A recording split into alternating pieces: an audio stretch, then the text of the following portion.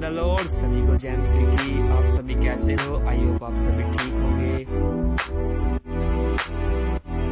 आज का वचन है, किसी व्यक्ति पे जब एक बार थोड़ा सा दुख आ जाता है तो वो बहुत परेशान हो जाता है अपनी लाइफ में। और मेरे पे वो जो दुख होता है, जो परमेश्वर की ओर से दुख होता है, वो एक बाद में हमारे लिए एक आनंद का काम करता है और जो परमेश्वर की योजना को पूरा करता है ना। किसी भी प्रकार का दुख हो सकता है और दुख आने के बाद जब वो दुख खत्म होता है, जब परमेश्वर उसको जो वो मुसीबत, वो परेशानियां किसी मनुष्य के जीवन में आई है, उसके पूरे होने के बाद जो परमेश्वर की इच्छा मर्जी से आई है, जो परमेश्वर चाहता है, वो ही उस व्यक्ति के जीवन में होता है। आइए हम निकालेंगे दूसरा राजाओं 5 अध्याय और हम यहाँ पर पढ़ेंगे एक आयत। आराम के राजा का नामान नामक सेनापति अपने स्वामी की दृष्टि में बड़ा और प्रतिष्ठित पुरुष था, क्योंकि यहोवा ने उसके द्वारा अरामियों को विजय किया था। हाँ, एक देश है आराम। आराम का एक राजा था। राजा के पास एक व्यक्ति था जिसका नाम था नामान। क्या नाम था उसका? आराम का एक राजा था, उसका क्या था? सेनापति था। और वो अपने राजा की दृष्टि में बहुत बड़ा था और प्रतिष्ठित था, जो कि इज्जतवान होता है, क्योंकि यहोवा ने उसके द्वारा उस राजा को क्या दिलाई थी? विजय दिलाई थी, लड़ाइयों में उसको जिताया था। इसलिए नामान की नजरों, नामान जो था अपने राजा की नजरों में बहुत बड़ा व्यक्ति था। फिर हम आगे पढ़ेंगे। वह सूरवीर था परंतु कोढ़ी था। हाँ, वह सूरवीर था, एक योद्धा था, परंतु उसको एक बीमारी थी। वह क्या बीमारी थी? कोढ़। उसको कोढ़ था। हाँ, आगे पढ़ेंगे। अरामी लोग दल बांधकर इस्राएल देश में जाकर वहां से एक छोटी लड़की बंदी बनाकर ले आए थे।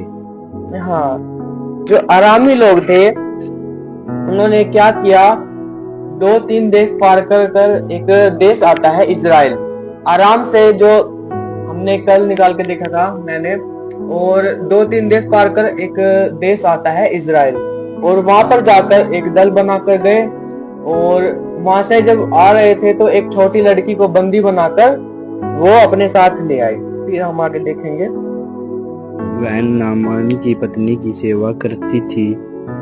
उसने अपने स्वामिनी से कहा, यदि मेरा स्वामी सोमरोन के भविष्यद्वक्ता के पास होता तो क्या ही अच्छा होता, क्योंकि वह उसको कोढ़ से चंगा कर देता।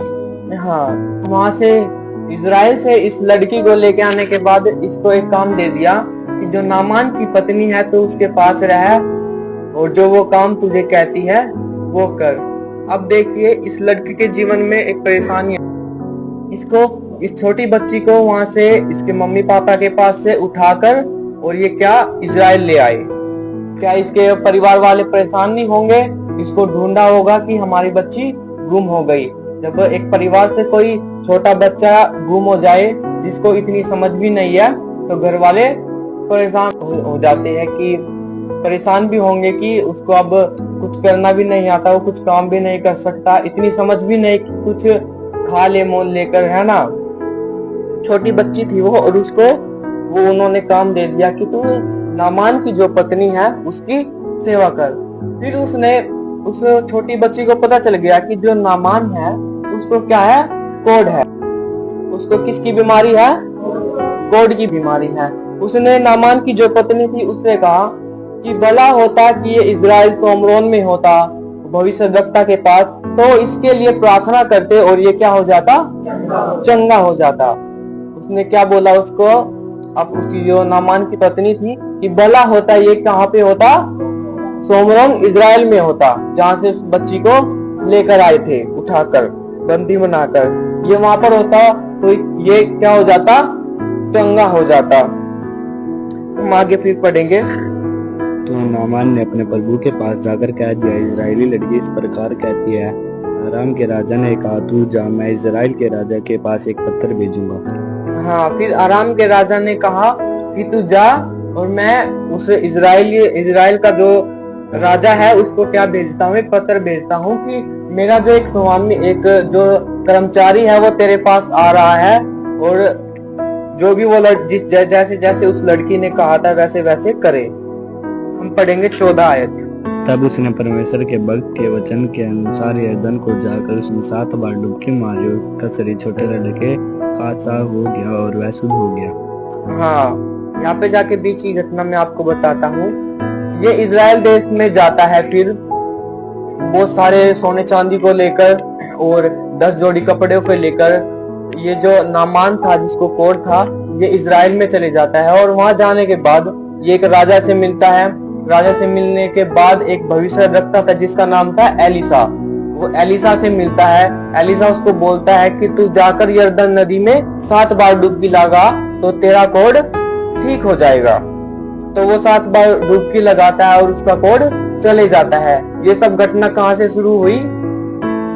एक छोटी सी बच्ची लड़की के द्वारा बोलने से, है ना। और आगे हम पढ़ेंगे 15। तब वह अपने सब दल बल समेत परमेश्वर के भक्त के यहाँ लौट आया और उसके सम्मुख खड़ा होकर कहने लगा, सुन, अब मैंने जान लिया है कि समस्त पृथ्वी में इजराइल को छोड़ और कहीं परमेश्वर नहीं, इसलिए अब अपने दास की भेंट ग्रहण कर। हाँ, अब यहाँ पे क्या होता है कि जब वो नामान कोढ़ी था, वो ठीक होने के बाद दोबारा एलिसा के पास आता है और बोलता है, मैंने अब जान लिया है कि समस्त सारी पृथ्वी को छोड़, इजराइल को छोड़ कहीं पर परमेश्वर नहीं है। उसने परमेश्वर पर यकीन किया और जो उसके साथ कर्मचारी आए थे उन्होंने भी परमेश्वर की बड़ाई की होगी जरूर, और जहाँ देखा होगा अपनी आंखों से। और जिन जिन जिन लोगों ने उस नामान कोढ़ी को देखा होगा, उस कोढ़ से बीमार ग्रस्त पड़ा हुआ, और उस छोटी बच्ची के द्वारा, जो छोटी बच्ची के जीवन में थोड़ा सा दुख आया था, वो दुख क्या है, परमेश्वर की महिमा में बदल गया। और सारे लोग परमेश्वर की महिमा जरूर पूछते होंगे कि तेरा कोढ़ कैसे ठीक हुआ, कैसे तुझे चंगाई मिली।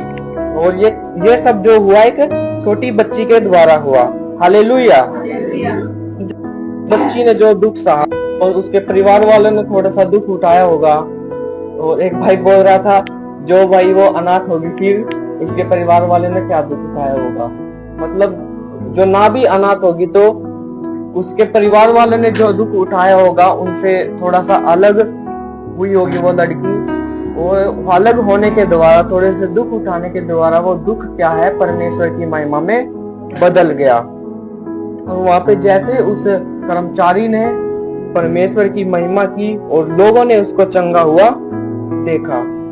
जैसे जब हमारे जीवन में थोड़ी सी भी जो परेशानियां आती है, तो किसी भी प्रकार का जो दुख आता है, बीमारी का हो या किसी की जॉब चली गई हो या कोई भी बच्चों के द्वारा कोई भी परेशानियां आती है, वो कैसी भी परेशानी है, लेकिन जो यहोवा की ओर से है, यहोवा उसमें क्या करता है, अपनी योजना को पूरा करता है अपने बच्चों पर। हालेलुया। और मैं आपको एक कहानी बताता हूँ। एक बार क्या होता है, एक जहाज बना था, टाइटैनिक, जानते हैं कोई, एक जहाज बनाया गया और एक परिवार था, उसमें एक 2 बच्चे थे छोटे छोटे, और एक उसकी वाइफ थी और एक वो व्यक्ति था, ठीक है। और उनके पास एक छोटा सा कुत्ता भी था। और उन्होंने प्लानिंग बनाई 1 महीने पहले, पानी का जहाज था वो, पानी में घूमने वाला, और बना, और बुकिंग चालू हो गई उस पे जाने की। और उस व्यक्ति ने क्या किया, 4 सीट बुक करवाई अपने बच्चों की, और एक अपनी वाइफ की और एक खुद की। और बहुत ज्यादा उत्साहित था, उत्सुक था वो घूमने के लिए उसमें, कि हम जहाज में घूमेंगे। और एक दिन जैसे सुबह जाना है और शाम को उसको नींद भी नहीं आ रही, देखा और 10 बज गई, सुबह निकलना है जल्दी, उसको नींद भी नहीं आ रही, बहुत ज्यादा उत्सुक था वो। सुबह जब वे उठे तो उसकी पत्नी बोली कि हमारा डॉगी तो बीमार है और मुझे इसका ध्यान रखना पड़ेगा, तो आप जाओ, मैं नहीं जा रही। उन्होंने मना कर दिया। फिर बोला ठीक है, हम चले जाएंगे। फिर उसका एक छोटा बच्चा भी था जो गोद में था, वो मम्मी के बिना नहीं रह सकता था। फिर उसने बोला कि ये भी हमारे साथ, ये भी मेरे साथ ही रहेगा, तो आप दोनों चले जाओ। फिर वो और ज्यादा उसको गुस्सा आ गया, और बहुत ज्यादा जो उत्सुक था वो बहुत ज्यादा, और उसका वो दुख में बदल गया और गुस्से में बदल गया। फिर उसने बोला कि ठीक है आपका हम कैंसिल कर देंगे, हम कहीं नहीं जा रहे हैं। तो बहुत ज्यादा परेशान हुआ और उसकी जो वाइफ थी उस कुत्ते को जो दवाई दे रही थी, और जब भी वो ऐसे निकलता उस कुत्ते के पास से उसको कुड़कुड़ा के जाता और उसको मार भी रहा था कुत्ते को कि इसकी वजह से मेरा जाना कैंसिल हो गया, जो मेरी ट्रिप थी मेरे सारे पैसे डूब गए इसकी वजह से। और बहुत ज्यादा उसको कोस रहा था वो उस कुत्ते को, छोटे उसकी क्या गलती बेचारी की, और उसको कोस रहा था। फिर जैसे शाम हुई और वो सो गया और परिवार वालों को गुस्सा कर रहा है। फिर जैसे वो सुबह उठता है और अपना फोन ऑन करता है और क्या देखता है कि जो जहाज था वो क्या डूब गया, जहाज क्या हो गया डूब गया। फिर वो भाग कर किसके पास जाता है, अपने कुत्ते के पास, और बहुत ज्यादा उससे प्यार करता है। बिल्कुल ऐसा ही जैसे इस कहानी से देखा कि जो भी परमेश्वर की इच्छाएं होती है हमारे लिए कुछ समय के लिए वो बुरी हो सकती है, उसमें हम परेशान हो सकते हैं, लेकिन उसमें अंत में क्या होता है हमारे लिए क्या आनंद होता है। हालेलुया। अंत में उसमें हमारे लिए क्या होता है, आनंद होता है। और आइए हम एक वचन पढ़ेंगे, 2 कुरिन्थियों 4:17।